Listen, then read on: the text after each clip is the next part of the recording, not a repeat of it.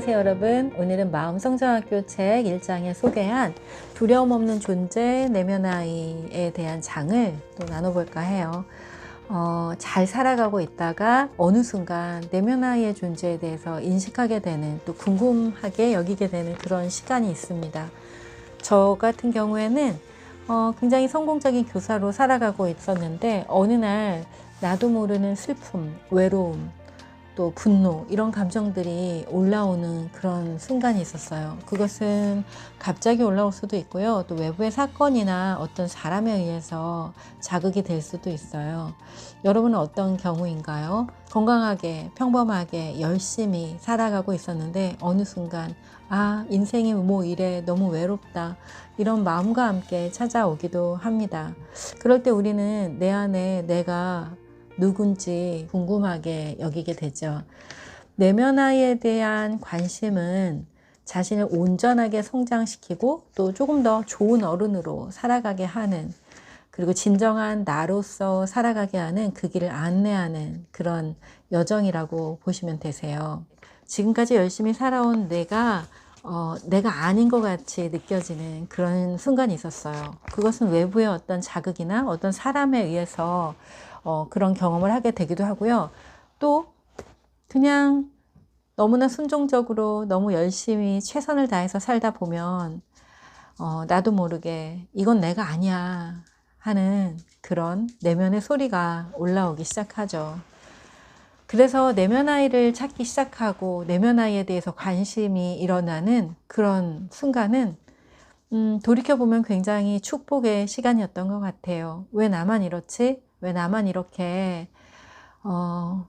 좋은 어른, 건강한 어른으로 살지 못하고 내면에 어린아이가 있는 거야. 우리 부모님이 나를 잘못 키워서 이렇게 된 건 아닐까? 이런 생각을 하는 분들도 있는데요. 제가 만나본 수많은 그런 여성분들, 우리 사회에서 리더라고 하는 분들, 또 어렵게 살고 있는 그런 어머니들, 또 여성들 만나봤는데요. 누구 하나 내면에 어린아이 안 키우고 있는 어른이 없었습니다. 이건 무슨 말이냐면요. 아무리 훌륭한 부모를 만난들, 또 세상에서 좋다고 하는 조건들을 다 가지고 있는 그런 부모님을 만난들, 또 어렵고 힘든 어린 시절을 보내면 더더욱 그렇게 또 반면에 어렵고 힘들어 보이지만 그 안에서 부모님의 사랑을 듬뿍 받고 자란 그런 사람들도 있고요. 그래서 객관적인 어떤 세상의 기준으로 따질 수 없어요. 우리 안에 내면아이가 생기는 건 어떤 특별한 조건 때문에, 환경 때문에 생기는 건 아니라고 생각이 됩니다. 그렇지만 불현듯 내 안에 어린아이가 있고 내가 외롭고 슬프고 우울한 감정이 때때로 느껴진다면 그때야말로 내 안에 있는 내가 신호를 보낸다라고 생각하시면 되세요. 너 그렇게 살지 마. 이제는 좀 다르게 살아봐. 너를 위해서 무엇을 하면 좋을지 생각하면서 살아봐 라는 신호라고 생각하면 어떨까요? 내면아이 찾기를 할 때 많은 사람들이 부모님의 그 양육 태도와 어렸을 때의 환경, 부족했던 것들에 대해서 찾아 헤매요. 저 역시 그랬어요. 굉장히 오랜 시간 내가 어떻게 살았지? 내가 뭐가 부족했었지? 나한테 뭘 해줘야 되지? 여기에 굉장히 집착했습니다. 그래서 엄마에 대한, 아빠에 대한 용서의 작업을 수도 없이 반복했어요. 내가 그분들을 용서해야지, 내가 아빠를 용서해야지, 내가 엄마를 용서해야지, 수도 없이 용서의 작업을 했는데 용서가 안 되더라고요. 아니, 용서가 안 되는 건 아니고 용서는 했어요. 그런데 뭔지 모를 마음에 그 후련함, 평안함, 이런 것들이 없는 거예요. 아무리 용서 작업을 해도 내 마음이 편안하지 않고 내 마음이 후련하지 않은 거예요. 그런데 어느 날 제가 경주에 한 호텔, 경주 현대호텔이에요. 거기 가면은 아주 넓은 그 뒷마당이 있어요. 잔디밭. 그리고 거기에 정자가 하나 있습니다. 그 정자에 이렇게 가부좌를 들고 앉아 있었어요. 그리고 깊은 호흡을 하면서 저 혼자 명상을 하고 있었죠. 그런데 그때 비가 보슬보슬 내리기 시작하는 거예요. 아주 잔잔한 비가 막 내리기 시작했어요. 처음 저에게 올라온 생각은 뭐였냐면 호텔로 가려면 뭐 100m, 한 200m 정도의 잔디밭을 거슬러 가야 되는데 저한테 우산이 없었거든요. 저한테 탁 올라온 생각은, 아, 나 우산이 없는데 왜 비가 오고 난리야? 이런 불만이 올라왔죠. 그리고 잠시 후에 비를 가만히 바라보고 있었는데요. 저한테 이런 생각이 드는 거예요. 마치 불똥이 탁 튀기듯, 아, 그렇구나 라는 통찰이 저에게 올라왔습니다. 바로 뭐였냐면요. 저는 아주 오래전부터, 초등학교 때부터 뿌리를 잘라버리고 빨간 머리 앤처럼, 캔디처럼, 아, 나는 이 집에서 태어난 아이가 아닐 거야. 아마도 나에게는 키다리 아저씨가 있고 소공녀 세라처럼 귀족 아빠가 있을 거야. 뭐 이런 공상과 망상에 빠져서 살면서 내가 처해 있는 그 가정의 환경, 내 친구들의 그 풍족한 환경을 부러워하는 그런 아이가 아니라 나에게는 아마 숨겨진 또 다른 부모님이 계실 거야. 이런 상상을 하면서 내가 처한 환경들을 이겨나가고, 그리고 책을 통해서 나를 성장시킨 그런 시간들이었거든요. 책에 있는 이야기를 믿었지만 부모님의 말을 그렇게 믿으면서 살지는 않았던 것 같아요. 특히 우리 부모님은 뭔가 가르치고 훈계하고 뭐 이렇게 해라 저렇게 해라 하지 않으셨어요. 네가 알아서 해. 우리 딸 똑똑하니까 네가 알아서 해. 뭐 이렇게 하셨던 것 같아요. 그리고 네가 잘 하니까 엄마가 너무 편하고 좋다 이런 말씀 많이 하셨고 늘 인정하고 칭찬해 주셨죠. 그런데 저는 왜 그 부모님을 계속해서 용서해야 된다고 생각했을까요? 비가 내리는 그 모습을 보면서 저는 알았어요. 아, 용서할 건 부모님이 아니고 엄마가 아니고 용서를 받아야 할 건 바로 나야. 엄마가 더 이상 그 환경에서, 그 상황에서 뭘 어떻게, 얼마나 더 잘할 수 있겠어. 용서를 받아야 할 건 엄마가 아니고 바로 나야. 라는 걸 저는 알아차렸죠. 자, 그 순간 내 삶에 어긋나 있던 질서가 잡히는 느낌이었어요. 질서가 잡히면 어떻게 돼요? 일단 평안이 오죠. 혼란과 혼돈이 바로 잡혔으니까요. 저는 그건 아주 먼 옛날부터 내가 엄마를 무시하고 내가 아빠를 무시하고 우리 집 환경을 무시했기 때문에 내가 가졌던 수치심이었어. 그래서 저는 제 안에 깊은 수치심의 그 근원을 찾았고요. 부모님에 대한 잘못된 생각들, 그리고 그것조차 내 잘못이 아니고 부모님을 용서해야 된다고 생각했던 그런 어리석은 마음들, 이런 것들이 다 질서를 되찾게 되었죠. 자기 자리에 되찾게 되었죠.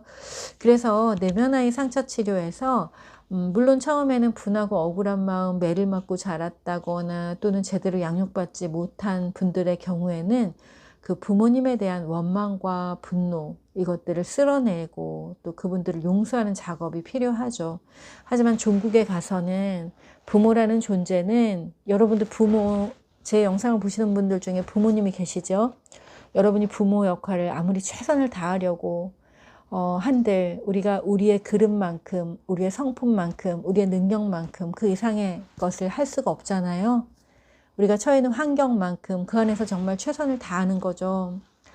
우리 부모님들은 어땠을까요? 그분들 역시 똑같았을 거예요. 그분들이 배운 것만큼, 가진 것만큼, 할 수 있는 만큼 정말 최선을 다해서 우리를 양육하고 돌봤죠. 그분들이 할 역할은 사실 거기까지였던 거예요. 그래서 그 함께 살아왔던 그 시간, 그 양육되어진 그 시간이 바로 나라고 하는 이 독특한 사람을 만들게 된 거고요. 만약 내가 그 환경과 그런 양육을 받지 않았다면 지금 여기 이런 모습으로 이런 일을 하면서 이렇게 살아가고 있지 않겠죠. 전혀 다른 사람으로 다른 인생을 살겠죠. 어쩌면 그분들이 있었기 때문에 나라는 독특함이 빚어졌고, 상담사는 상담사로 길러진다. 교사는 교사로 길러진다. 장사꾼은 장사꾼으로 길러진다. 우리는 그렇게 길러지는 여정이 있었기 때문에 또 그 일을 통해서 세상에 좋은 것을 나눌 수 있는 그런 삶을 살고 있죠. 부모님을 용서하는 작업, 그 작업이 끝나셨다면 이제 그 부모를 부모로 인정하지 못하고 살았던 그 시간들, 부모를 원망하고 분노하면서 차라리 저런 부모는 없었으면 좋겠어 라고 이야기했던 그 순간들, 그 시간들, 그 시간이 길면 길수록, 그 고통의 크기가 크면 클수록 여러분은 여러분 자신을 용서하는 시간을 한번 가져보세요. 네. 그러면 놀랍게도 부모를 10년, 20년, 30년, 저는 60년까지 부모를 계속 용서했지만 부모를 용서할 수가 없어서 내 인생이 이렇게 꼬여가고 있어요 라고 얘기하는 분들을 정말 많이 만났습니다. 우리가 우리의 근원이 된, 우리를 이 세상으로 인도한 그 부모를 용서하지 못한다면 우리의 삶에 우리 유전자의 절반을 용서하지 못하는 거가 되겠죠. 또는 전체를 용서하지 못하는 거가 되겠죠. 그러니 그 쓸모없고 그 비난받아 마땅하고 그 정말 부모답지 못한 그 부모의 자식인 나는 또 얼마나 또 내가 나를 자책하고 원망하겠어요. 여러분, 부모는 우리를 이 세상에 나와 살아갈 수 있게 우리의 탄생을 도운 그것만으로도 충분합니다. 그것만으로도 감사를 받아 마땅합니다.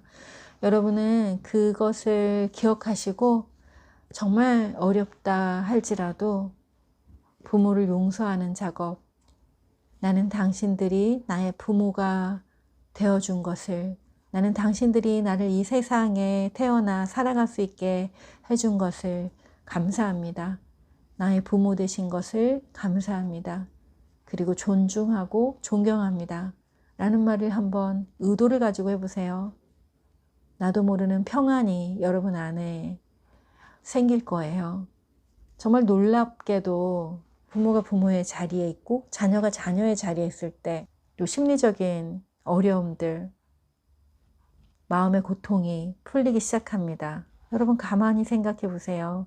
많은 가정의 어려움 때문에 심리적인 고통과 어려움을 겪고 있는 사람들을 보세요. 아빠가 아빠의 자리에, 엄마가 엄마의 자리에, 자녀가 자녀의 자리에 잘 있는지, 그들이 그 작은 공동체 안에서 서로의 역할을 담당하고 사랑과 믿음의 공동체로 살아가고 있는지, 그것이 되지 않을 때 우리는 굉장한 고통을 겪게 되죠. 내면의 상처 치료도 마찬가지입니다.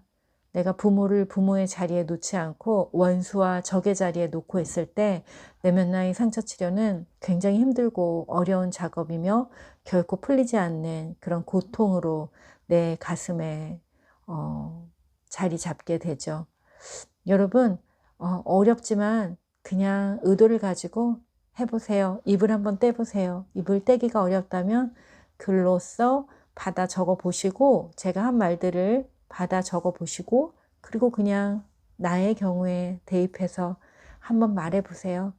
그분들을 직접 찾아가 말하지 않아도 괜찮습니다. 혼자 있는 그곳에서 조용하게 기도하듯이 당신들이 나의 부모가 된 것을 감사합니다. 내가 이 세상에 태어나 살아갈 수 있도록 안내해 주셔서 고맙습니다. 나는 이제 당신들을 존중하고 존경하고 사랑하겠습니다. 그리고 자녀가 된 이 몸으로 세상에 선한 영향을 전하면서 아름답게 살아가겠습니다. 고맙습니다. 감사합니다. 사랑합니다. 이렇게 한번 해보시기 바랍니다. 여러분의 구독과 댓글, 좋아요가 제가 또 다음 영상을 찍고 올리는데 굉장히 큰 힘이 됩니다. 네, 구독과 좋아요, 또 공유로 많은 분들이, 필요한 분들이 볼 수 있도록 도와주세요. 여러분이 메신저가 되어주세요. 고맙습니다. 사랑합니다.